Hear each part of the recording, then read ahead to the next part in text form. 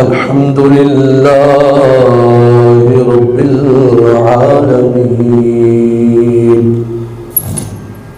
والصلاة والسلام على سيد الأنبياء والمرسلين أما بعد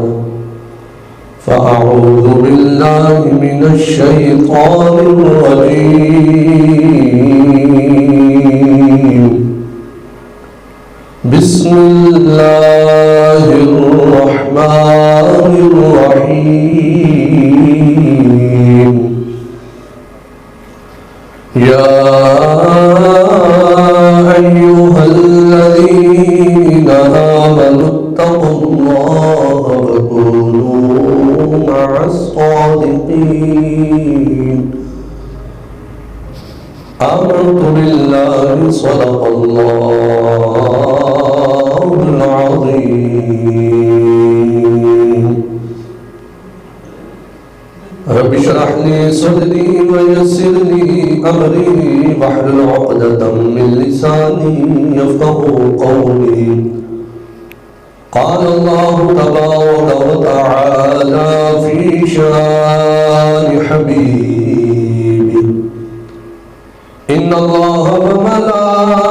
وملائكته يصلون على النبي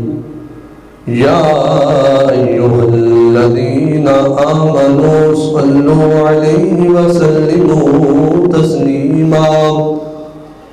الصلاة والسلام عليك يا رسول الله الصلاة والسلام عليك يا حبيب الله الصلاة والسلام عليك يا سيدي يا خاتم النبيين وعلى آلك وأصحابك يا سيدي يا سيدي يا سيدي يا مكي يا مدني يا هاشمي يا قرشي يا عربي يا مطلب يا رسول الله يا نبي الله يا نور الله يا خليل الله يا محمد رسول الله صلى الله تعالى عليه وآله وسلم بلغ العلا بكماله كشف الدجى بجماله حسنت جميع خصاله صلوا عليه وآله صلوا عليه وآله صلوا عليه وآله جس چاہا در پہ بلا لیا جس چاہا اپنا بنا لیا جس چاہا در پہ بلا لیا جس چاہا اپنا بنا لیا یہ بڑے کرم کے فیصلے یہ بڑے نصیب کی بات ہے بالا والعلا بکمالی کشف تجا بجمالی حسن جمیع خصالی صلوا علیہ وآلہ صلوا علیہ وآلہ وہ گھڑی بھی آئے کہ خواب میں وہ دکھائے اپنی تجلیاں وہ گھڑی بھی آئے کہ خواب میں وہ دکھائے اپنی تجلیاں میں کہوں گے میرے حضور نے میرا نماز جگا دیا بلغ العلا بے کمال ہی کشف تجا بے جمال ہی حسن جمیع خصال ہی صلو علیہ وآلہ صلو علیہ وآلہ میں تھا کیا مجھے کیا بنا دیا میں تھا کیا مجھے کیا بنا دیا مجھے عشق احمد عطا کیا ہو بلا حضور کی آل کا ہو بلا حضور کی آل کا مجھے جینا مرنا سکھا دیا بلغ العلا بے کمال ہی کشف تجا بے جمال ہی حسن جمیع خصال ہی صلو علیہ وآلہ صلو علیہ وآلہ مولانا صلی وسلم دائما ابدا على حبيبك خير الخلق كلهم يا رب بالمصطفى بلغ مقاصدنا واغفر لنا ما مضى يا واسع الكرم اللہ جل جلالہ وعمل والہ واتم برہانہ وعظم شانہ کی حمد و ثنا کے بعد حضور سید سربراہ حامی بے قصام غمگسار زمان قائد المرسلین خاتم النبیین نبی اکرم نور مجسم شفیع معظم زینت بزم کائنات احمد مجتبی جناب محمد مصطفیٰ صلی اللہ تعالیٰ علیہ وسلم آپ کے دربار قربان میں ہدیہ درود و سلام عرض کرنے کے بعد نہایت ہی معزز و محتشم بزرگوں، عزیز ساتھیوں، عزیز بچوں، رب ذوالجلال کے فضل اور اس کی توفیق سے ہم سب نماز جمعہ ادا کرنے کے لیے حاضر ہوئے ہیں۔ دعا ہے خالق کائنات ہمارا آج کا نماز جمعہ پڑھنا اپنی پاک اور بلند بارگاہ میں قبول و منظور فرمائے۔ حضرات محترم، آج کے خطبے کا عنوان، آج کا موضوع حضرت سیدنا امام جعفر صادق رضی اللہ تعالیٰ عنہ، اور تھوڑا سا ذکر ہم اس کے ساتھ ہیں مولا کائنات، مولا مشکل کشا حضرت مولا علی شیر خدا رضی اللہ تعالیٰ عنہ آپ کا بھی کریں گے۔ سب سے پہلے یہ بات ذہن نشین کر لیں کہ حضرت امام جعفر صادق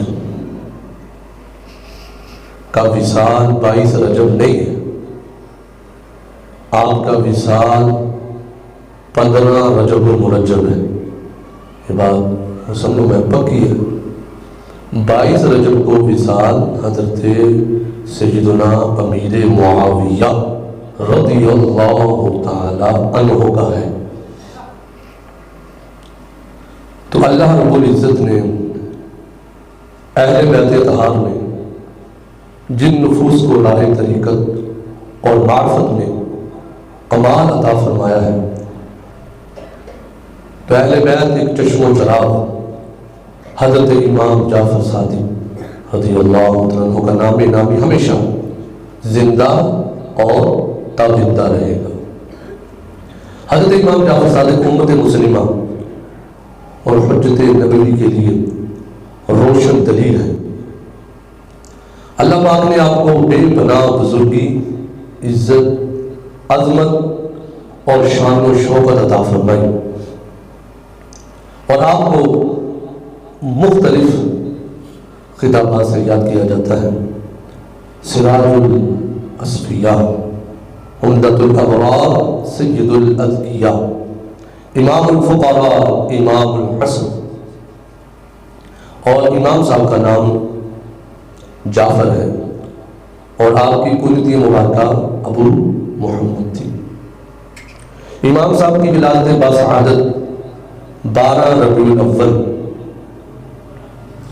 83 ہجری میں بروز پیر شریف مدینہ منورہ میں آپ کی ولادت باسعادت ہوتی ہے۔ اور آپ کا سلسلہ نسب کہاں سے چلتا ہے اور کہاں تک پہنچتا ہے، اللہ پاک نے آپ کو یہ عظیم شان عطا فرمائی ہے۔ اور آپ کے والد ماجد کا نام حضرت امام محمد باقر، ان کے والد کا نام امام زین العابدین، ان کے والد کا نام حضرت امام حسین، ان کے والد کا نام حضرت مولا کائنات مولا مشکل کشا رضی اللہ تعالی عنہ ہے۔ اور امام صاحب کی والدہ ماجدہ کا نام ام فروہ بنت قاسم بن محمد حضرت ابو بکر صدیق رضی اللہ تعالی عنہ ہے۔ اور حضرت ام فروہ جو امام صاحب کی والدہ ماجدہ ہے، ان کی والدہ محترمہ کا نام حضرت اسماء بنت عبد الرحمن بن حضرت ابو بکر صدیق رضی اللہ تعالیٰ عنہ۔ یعنی یہ آپ کا سلسلہ نسب ہے کہ والد ماجد کی طرف سے آپ کا سلسلہ نسب چاہتے چاہتے مولائے کائنات تک پہنچ جاتا ہے، اور والدہ ماجدہ کی طرف سے آپ کا سلسلہ نسب چاہتے چاہتے حضرت ابو بکر صدیق تک پہنچ جاتا ہے۔ اللہ اکبر۔ اور حضرت امام جعفر صادق رضی اللہ تعالیٰ عنہ کو خرقہ ولایت یہ معرفت کی بات ہے کہ آپ کو جبہ یعنی خرقہ ولایت کیسے عطا ہوا۔ آپ کو دو طرف سے یہ نسبت حاصل ہے، ایک اپنے والد ماجد امام محمد باقر رضی اللہ عنہ کے واسطے سے حضرت مولا کائنات کی طرف سے آپ کو خرقہ ولایت عطا ہوتا ہے، اور دوسرا اپنی والدہ ماجدہ کی طرف سے چلتے ہوئے حضرت ابو بکر صدیق رضی اللہ عنہ سے آپ کو خرقہ ولایت عطا ہوتا ہے۔ اور امام جعفر صادق رضی اللہ عنہ بہت عبادت گزار تھے، نمازوں کی پابندی، تہجد گزار اور روزوں کی کثرت فرماتے تھے، اور قرآن پاک کی تلاوت آپ کثرت کے ساتھ فرمایا کرتے تھے۔ اللہ اکبر۔ اللہ پاک نے آپ کو علم بھی بڑا کمال کا عطا فرمایا۔ آپ کی بارگاہ میں اگر کوئی ایک سوال پوچھا جاتا تو آپ ایک سوال کے بدلے میں آپ کافی ساری باتیں اس کے ساتھ ارشاد فرما دیتے تھے۔ اللہ اکبر۔ اور امام جعفر صادق رضی اللہ عنہ اس کے ساتھ ساتھ اتنا اللہ پاک نے آپ کو مقام و مرتبہ عطا فرمایا، تو روزی کمانے کے لیے آپ کتنی مشقت اٹھاتے تھے۔ ایک دن امام صاحب آپ محنت کے لیے آپ نے جو مشغلہ اختیار کیا وہ تجارت، یعنی آپ تجارت کا کاروبار کرتے تھے اور بڑی محنت کرتے تھے، بڑی مشقت اٹھاتے تھے۔ چنانچہ ایک مرتبہ اپنے باغ میں بیلچا لے کر کام کر رہے ہیں اپنے باغ کے اندر، اور آپ کے جسم مبارک سے پسینہ ٹپک رہا ہے، تو ایک خدمت گزار نے عرض کی حضور یہ بیلچا مجھے عطا فرما دے، میں یہ خدمت کرنا چاہتا ہوں۔ امام صاحب کا جملہ سنیے، اللہ اکبر، کتنا خوبصورت آپ نے جواب ارشاد فرمایا حلال کی روزی کمانے کے لیے، حق حلال کی روٹی کمانے کے لیے، حق کی روزی کمانے کے لیے فرمایا جتنی مردی گرمی ہو، جتنی مردی سخت دھوپ کیوں نہ ہو، فرمایا روزی حلال کی کمانے کے لیے بندے کو جتنی بھی مشقت اٹھانی پڑے، یہ کوئی عیب کی بات ہے؟ فرمایا میں اپنے بچوں کے لیے حق حلال کی روٹی کے لیے خود اپنے ہاتھ سے کام کر رہا ہوں، یہ کوئی عیب کی بات ہے؟ حرام کے لقمے سے خود بھی بچنا ہے اور اپنے بچوں کو بھی اس سے بچانا ہے۔ اور حضرت امام جعفر صادق رضی اللہ عنہ آپ کی یہ عادت مبارکہ تھی کہ آپ اکثر باوضو رہا کرتے تھے۔ تو ایک دفعہ کیا ہوتا ہے، راوی بیان کرتے ہیں کہ ہم حضرت امام جعفر صادق کے ساتھ حج کے لیے جا رہے تھے، راستے میں ہمیں ایک جگہ پر پڑاؤ کرنا پڑا، وہاں ہمارا قافلہ رک گیا، جہاں ہم رکے تو دیکھا کہ کھجوروں کے کافی سارے درخت ہیں، وہ سارے خشک ہو چکے، وہ درخت بیکار ہیں، ختم ہو چکے ہیں۔ اور میں یہ منظر اپنی آنکھوں سے دیکھ رہا تھا کہ درخت خشک ہیں اور کوئی چانس بھی نہیں ہے کہ یہ درخت اتنی جلدی ہرے بھرے ہو جائیں گے۔ فرماتے ہیں میں نے اس درخت کو بھی دیکھا، پھر امام صاحب کے چہرے کی طرف دیکھا کہ امام جعفر صادق رضی اللہ تعالیٰ عنہ نے آپ نے کچھ پڑھنا شروع کر دیا اور آپ کے ہونٹ مبارک جنبش فرما رہے تھے، یعنی آپ کچھ پڑھ رہے تھے، اور امام جعفر صادق رضی اللہ تعالیٰ عنہ نے جب ان خشک درختوں کی طرف دیکھا، کچھ پڑھنے کے بعد آپ نے ان درختوں کی طرف اشارہ کیا اور آپ نے فرمایا اے خشک درختوں، اللہ نے تم میں ہمارے لیے جو رزق رکھا ہے وہ رزق ہماری طرف لوٹا دو۔ فرمایا تمہارے اندر جو ہمارا رزق ہے نا وہ رزق ہمیں دے دو۔ اللہ کی ذات پر توکل دیکھیے، اللہ کی ذات پر بھروسہ دیکھیے کہ آپ کو یقین کامل تھا کہ میں اللہ کا نام لوں گا تو یہ سوکھا ہوا درخت بھی ہمیں رزق دے دے گا۔ کہا کہ تیرے اندر جو ہمارا رزق لکھا ہے وہ رزق ہمیں دے دے۔ اور راوی کہتے ہیں خدا کی قسم جو درخت خشک ہو کچھ دے نہیں سکتا، کہتے ہیں میں نے اپنی آنکھوں سے یہ منظر دیکھا کہ وہ درخت امام صاحب کی طرف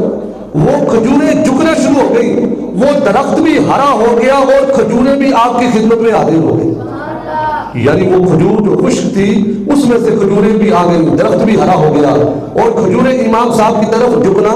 شروع ہو گئی۔ اللہ اکبر اللہ اکبر۔ پھر آپ نے اس راوی کو بلایا، کہا تم دیکھ رہے ہو یہ خشک درخت تھا، کچھ دے نہیں سکتا تھا، اب دیکھو اللہ پاک نے ہمیں رزق دے دیا ہے، لہذا فرمایا بسم اللہ الرحمن الرحیم پڑھ اور بسم اللہ شریف پڑھ کے کھجوروں کو کھانا شروع کر دو۔ اللہ اکبر۔ اور آپ کو اللہ پاک نے اشارت عطا فرمائی تھی جو اللہ والے ہوتے ہیں، جو اللہ کے ہو جاتے ہیں، پھر اللہ اپنے پیاروں کو کوئی بات رد نہیں کرتا، جو اللہ کا ہو جاتا ہے پھر ساری کائنات اس کی ہو جاتی ہے۔ امام صاحب کی بارگاہ میں ایک بندہ آتا ہے تو امام صاحب نے پوچھا تیرا دوست فلانا نظر نہیں آ رہا کافی دن سے، تیرا دوست کہاں ہے؟ تو وہ بندہ کہنے لگا حضرت بات کچھ نہیں ہے، میرے دوست کو ناحق